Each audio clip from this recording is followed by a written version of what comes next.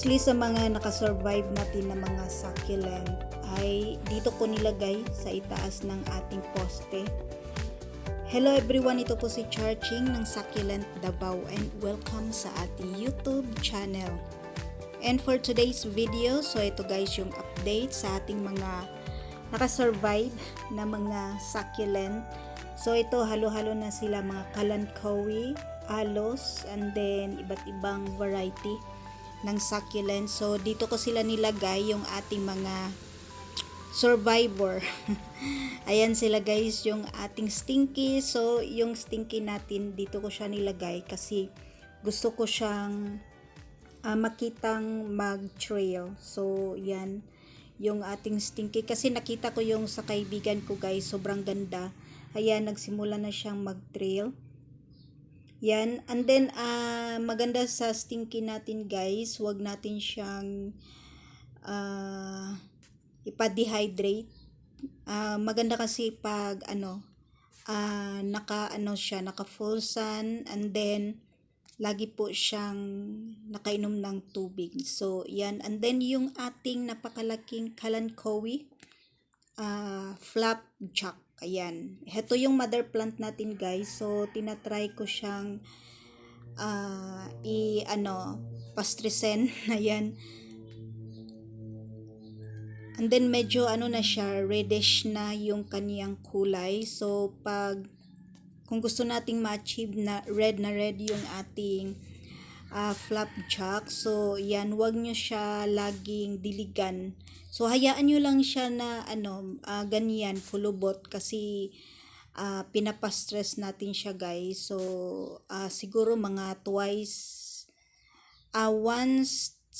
lang ako magdilig sa dalawang every 2 weeks. Ayan, every 2 weeks yan. And then heto guys yung ating to siya kalanchoe, nakalimutan ko yung leopard ba, nakalimutan ko yung nito ID parang leopard. Ayan yung ating kalanchoe kasi to siya guys, nagka-stem rot, and then pinutol ko. So yan na po yung top cut, medyo na siya, mataas na. And then yung ating nag-iisang, dalawa to yung natin, aeonium. Ayan, a common na aeonium, and then ayan, na siya guys, parang naka-adapt na siya dito sa natin sa area natin, pero hindi ganun kagandahan yung dahon ng aeonium natin. And then heto si kisses ata to guys. Ayan, na to siya, nagka-fungo, so nilagay ko siya dito, parang okay naman siya. So i-obserbahan natin siya. And then heto yung isa nating variegated flapjack. So dalawa na yung natin, flapjack. So and then yung iba nating mga kalanchoe, yung butterfly, pink butterfly, ayan siya. Hindi sila masyadong colored kasi medyo makulimlim pa dito sa area natin. And then yung ating mga nag-change soil ako dito sa mga natin guys, yung mga curly natin, Sabiana, pink Sabiana, yung iba, nakalimutan ko. And then yung ating mga tomentosa, ayan sila dyan guys. So medyo dehydrated yung ating mga plants kasi hindi pa ako nag-water. Ayan, then yung ating to siya, topsy-turvy, nakalimutan ko, parang topsy-turvy. Ayan, medyo marami na yung kanyang baby sa baba. Medyo mahirap alagaan si topsy-turvy. Tama ba yung ID ko nito guys? Kasi parang meron siyang kamuka. Ayan, medyo mahirap siya alagaan sa lowland. So yan, at okay naman po.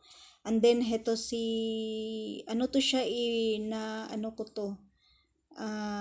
free or napanalunan ko to sa game ng natin seller. So yan, tayan, medyo maganda kasi nung dumating siya, medyo leggy yung ating plant. So, pinutol ko siya. Ayan, and then, ayan, medyo okay na yung ating plant. And then, si Habit Air. Ayan, sobrang laki na niya guys. Ayan, medyo stress na din. Pa-reddish na yung kanyang kulay. And then, yung isa nating parang si Pink Sabiana. So, sobrang ganda. And then, malaki na siya guys. And then, yung ating malaking super bomb. So, yan sila dito na area. Ayan. At okay naman po yung ating mga plant dito sa hanging plant, sa hanging pot, and then dito sa itaas ng poste. So, yan sila guys.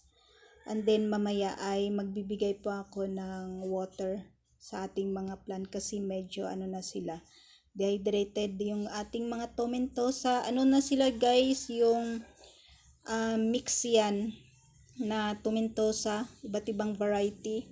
And then yung ating Sabiana ata, parang Sabiana, nakalimutan ko yung ID. So yan sila guys dito sa itaas ng ating poste. At yan po ang update sa ating mga survivor na mga succulent dito sa ating munting garden. And that's for today guys. Maraming salamat po sa inyong panunood dito sa ating YouTube channel. Thanks for watching.